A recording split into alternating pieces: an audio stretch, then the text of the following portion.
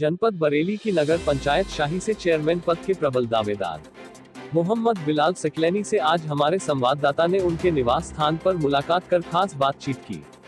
बातचीत के दौरान चेयरमैन पद के प्रत्याशी मोहम्मद बिलाल सकलैनी ने बताया, मेरा नाम मोहम्मद बिलाल सकलैनी, नगर पंचायत शाही से मैं अध्यक्ष पद के लिए, चेयरमैनी पद के लिए चुनाव लड़ रहा हूं। और इससे पहले मेरे बड़े भाई यहाँ से 2006 से 2011 लास्ट तक, शायद 10वें 11वें महीने तक वो यहाँ से मेरे भाई, बड़े भाई यहाँ से चेयरमैन पति रहे। शाही को नगर पंचायत का दर्जा मिला हुए मेरे ख्याल से 100 साल से शायद ज़्यादा हो गया। इन 100 साल के पीरियड में हमारा एक ही परिवार नगर पंचायत पर काबिज रहा, अध्यक्ष रहा। शाही की दूरदर्शा 2007 से पहले मुझे कुछ कहने की ज़रूरत नहीं, क्या दूरदर्शा थी। जब इंसान शाही के अंदर घुसता था तो पहली बात तो उसका स्वागत, वेलकम, आसपास खइयों में खड्डियाँ पड़ी रहती थी जो बेपनाह बदबू।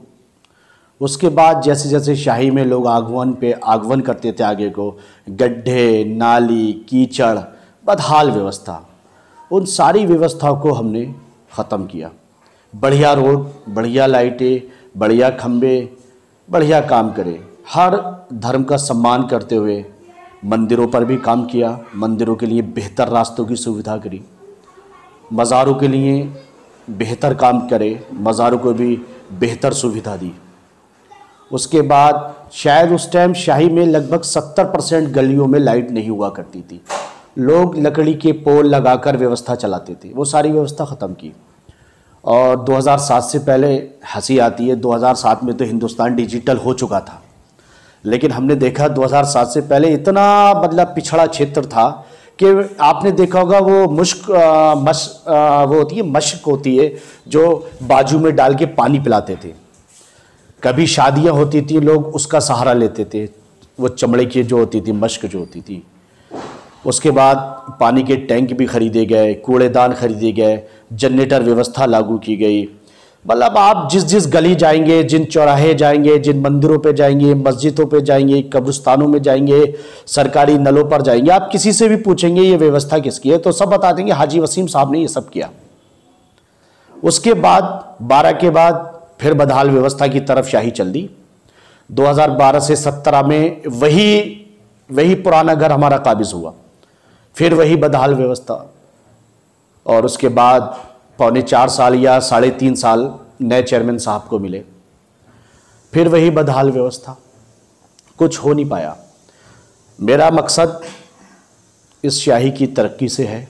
मेरा मकसद जो 2012 में जहां शाही को छोड़ा था, आज भी वहीं पर विकास रथ रुक गया। मेरा मकसद इस रथ को आगे बढ़ाने का है, अपने भाई के मिशन को, जो उनके अधूरे सपने रह गए थे, वो पूरे करना है। हमारे कार्यकाल में जो हमारे भाई ने वायदे किए वो 98%, 98% वायदे हमने पूरे किए। कोई हिंदुस्तान में क्या पूरी यूपी में कोई ऐसा चेयरमैन, ऐसा विधायक, ऐसा कोई नहीं था जो 99 या 98% वायदे पूरे करे। मैं पूरे दावे के साथ कह सकता हूं कि हमने 98% हमने वायदे जनता के पूरे किए। इसके साथ साथ पेंशन व्यवस्था लागू की गई, लगभग 1300-1400 लोग पेंशन पाते थे तब। आज कुछ नहीं है, बर्बादी के कगार पे शाही खड़ी है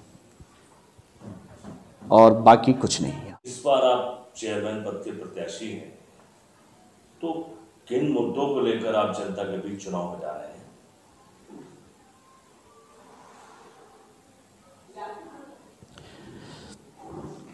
जनता के पास मेरे वही मुद्दे हैं, वसीम भाई के जो भी अधूरे सपने थे और जो उन्होंने शाही के लिए ख्वाब देखे थे। बदकिस्मती है कि मेरे बीच और वो आपके बीच नहीं है। और मेरा दिल और दिमाग यही कहता है कि मैं बस उनके जो ख्वाब थे, जो सपने थे, वो पूरे कर दूँ।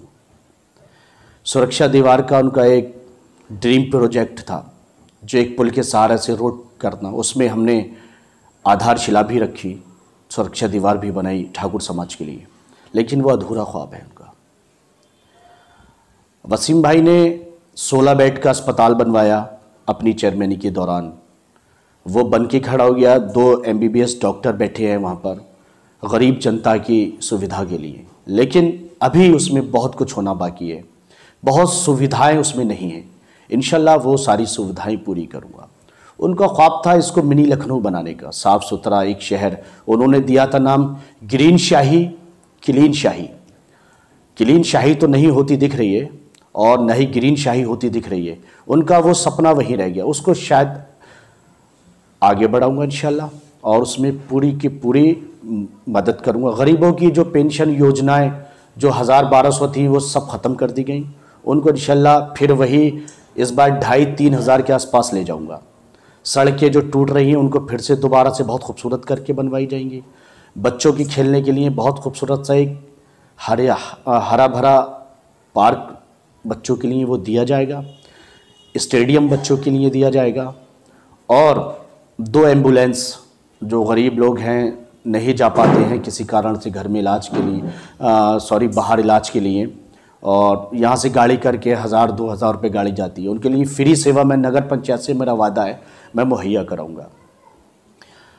नगर पंचायत में लगभग 1200-1300 बीघे ज़मीन है ग्राम समाज की, उसको गरीबों में इंशाल्लाह आवंटन किया जाएगा और जो भी शासन स्तर से गरीबों की योजनाएं हैं वो लेकर आऊँगा।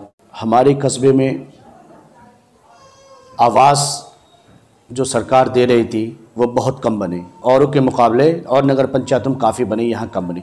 उसका रीज़न ये रहा कि यहाँ भ्रष्टाचार आवासों में चरम पर रहा। हमारे पड़ोस में गरीब है, उसका तो बन नहीं पाया, लेकिन किसी 100 बीघे के ज़मींदार का बन गया। इसलिए मेरा मिशन रहेगा कि गरीबों का आवास योजना, गरीबों को भ्रष्टाचार मुक्त दिलवाई जाए, पैसा न दिलवाया जाए। राशन कार्ड भ्रष्टाचार मुक्त दिलवाया जाए, जो राशन कार्ड में काफ़ी बड़ी तादाद में पैसे की उगाही हुई उसको ख़त्म किया जाएगा। और सबसे बड़ा मुद्दा मेरी शाही के लिए है, एकदम शाही पे टैक्स लगा दिया गया। अब गरीब आदमी 8-10 हज़ार कहाँ से देगा? शासन स्तर पर बात की जाएगी। अगर मैं चेयरमैन की कुर्सी पे बैठा, बोर्ड की मीटिंग बुलाई जाएगी, उसमें संविधान के अनुरूप टैक्स में बड़ी छूट करने का मेरा वायदा है। इन्हीं मुद्दों के साथ मैं चुनाव मैदान में हूँ और जो अधूरे ख्वाब हैं उनको पूरा किया जाएगा। फिर बार बार कह रहा हूँ कि अपने भाई के नाम को दागदार नहीं होने दूंगा इंशाल्लाह। ये मेरा शाही की आवाम से वायदा है। तुम्हारा पैसा तुम ही तक पहुँचेगा, बीच की कमीशन खोरी ख़त्म कर दूंगा।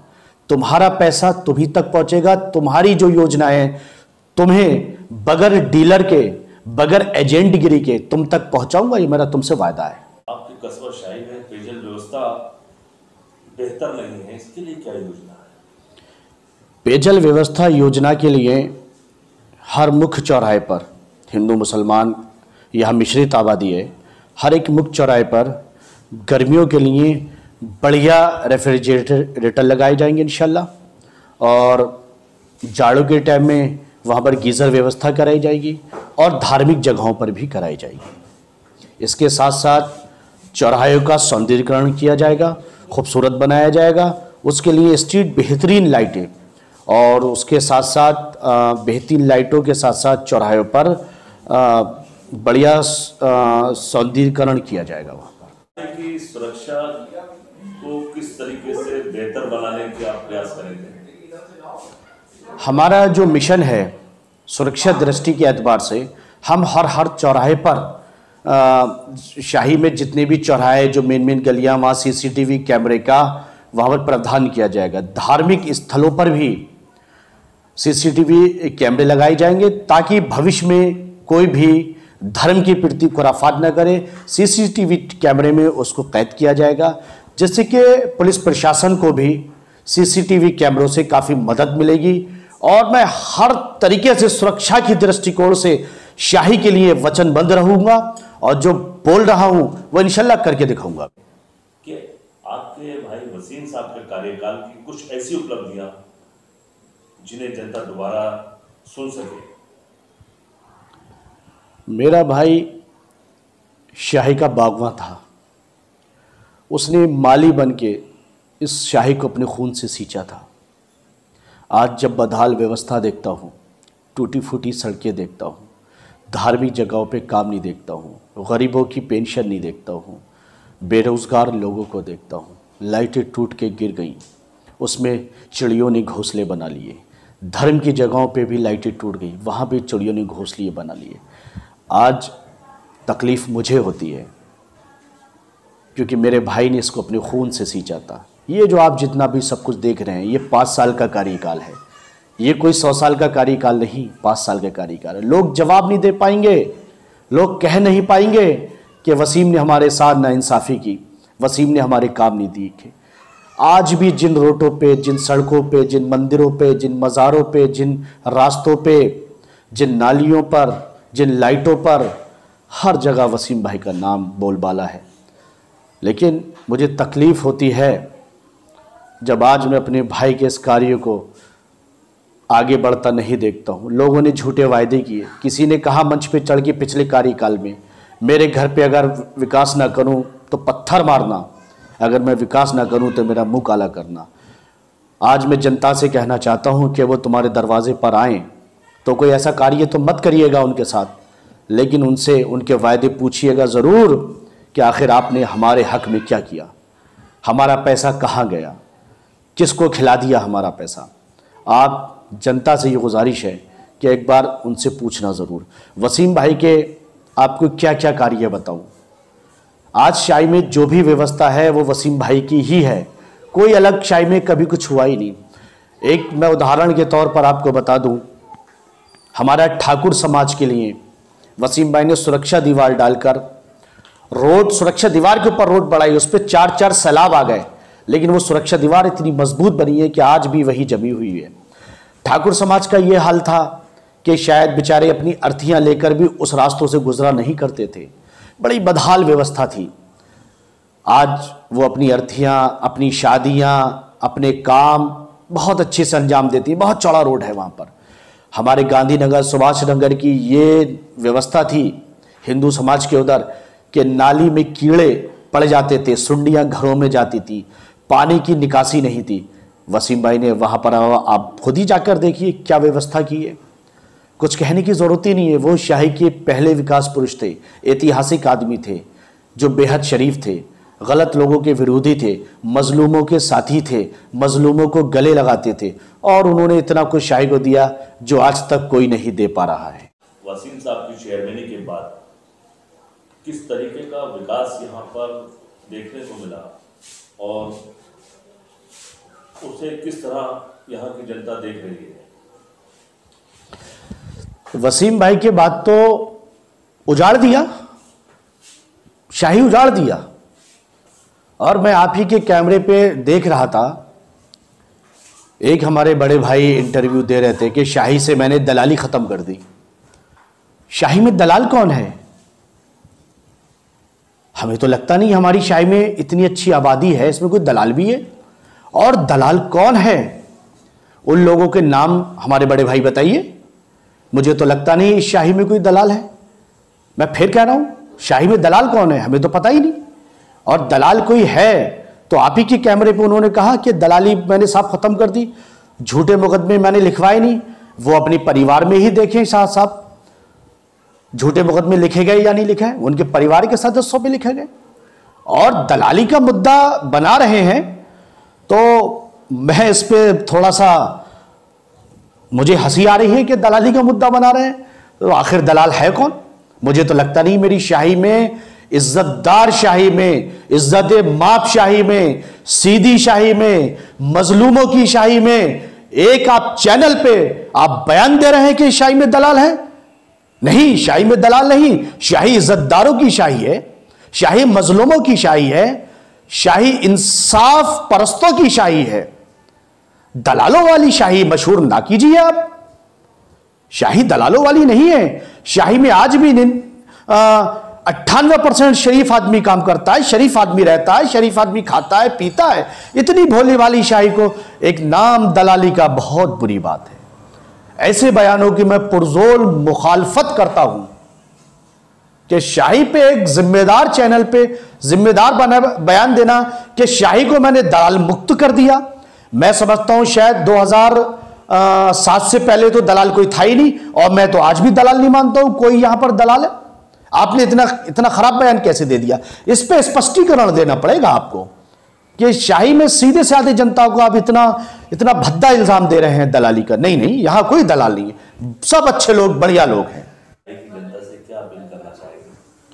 मैं आपके चैनल के माध्यम से सिर्फ इतना ही कहना चाहूँगा कि आज मेरे पास मेरा भाई नहीं है।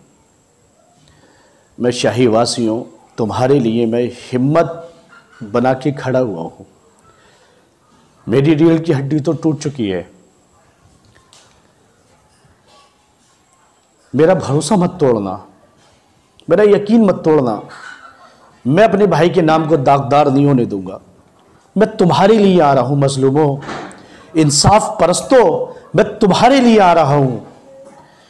विकास के चाहने वालों, मैं विकास के लिए आ रहा हूं।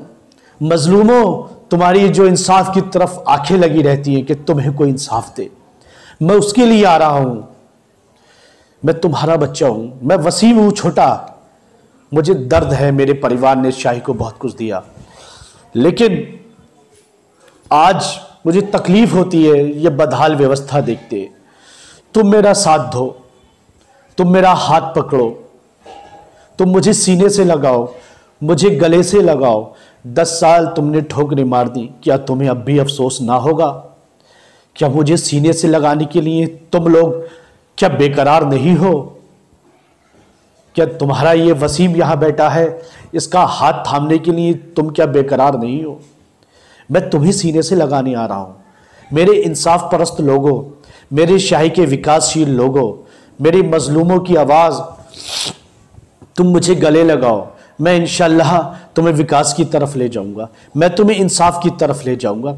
मैं सरकारी योजनाएं जो हैं मैं तुम्हें उसकी तरफ ले जाऊंगा। मैं निःशुल्क बगैर पैसा लिए, बगैर पैसा दिए तुम्हारे घर तुम्हें दिलाऊंगा, तुम्हारे राशन कार्ड तुम्हें दिलाऊंगा, तुम्हारी पेंशन तुम्हें दिलाऊंगा। सरकार की जितनी योजनाएं हैं वो तुम तक पहुंचाऊंगा। सरकार से जो योजनाएं फ्री इलाज के लिए हैं वो तुम्हें दिलाऊंगा। मेरा हाथ थामो, मेरी मदद करो, मुझे वोट दो, मुझे सपोर्ट दो। लोगों से कहो, लोगों को समझाओ, लोगों से कहो कि इस बार गुमराह नहीं होना है। अगर वो 2-4 लोग तुम्हें गुमराह करने आ रहे हैं तो तुम अपने वसीम का चेहरा याद करना। तुम मुझे देखना, मैं इन जालिमों के दौर में तुम्हारा हाथ पकड़ने आया हूं, तुम्हें इंसाफ दिलाने आया हूं। मेरी मदद करना, मुझे वोट देना, बस मेरा साथ मत छोड़ना। तुम्हें वसीम भाई के नाम को दागदार नहीं होने दूंगा। इंशाअल्लाह मैं उनके नाम के काम को आगे बढ़ाऊंगा, उनकी रूह खुश होगी और मुझे खुद पे फ़ख्र महसूस होगा कि शाही वालों ने वसीम भाई के नाम पे मुझे वोट दिया। और मैं इंशाअल्लाह तुम्हारे लिए बावफा रहूँगा और हमेशा तुम्हारे लिए काम करता रहूँगा। देखिए 10 साल चुनाव हारे हुए हो गया मेरे परिवार को, लेकिन कहीं मैंने बुरे वक्त में तुम्हारा साथ ना छोड़ा। मेरे दरवाजे पे जो आया मैंने मदद की, मेरे पास जो आया मैं उसके साथ चल दिया। मैंने कभी किसी के साथ दलाली नहीं खाई, किसी को मारा नहीं, किसी को पीटा नहीं, किसी को बेइज्जत नहीं किया। मैं शरीफ आदमी हूँ, मेरी मदद कीजिए, मुझे वोट दीजिए। इंशाअल्लाह मैं पूरे 5 साल तुम्हारे साथ तुम्हारे लिए वफ़ कर दूंगा। किसी के बहकावे मत आना। इस बार अपने दिमाग में और दिल तक मेरी आवाज़ को उतार लेना, मुझे वोट दीजिएगा। बस यही मेरी आप लोगों से अपील है कि मेरा साथ मत छोड़ना, इस भंवर में मुझे डूबने मत देना, मुझको बचा लेना। मैं इंशाल्लाह तुम्हारे लिए आया हूँ, तुम ही लोगों के लिए आया हूँ, मेरी मदद करना। और जिस दिन वोट का टाइम हो तो बस 2 मिनट का टाइम निकाल के मुझे वफादारी से वोट डाल देना। मैं इंशाअल्लाह ताला तुम्हारे साथ वफादारी से खड़ा रहूँगा। यही मेरी आप लोगों से अपील है।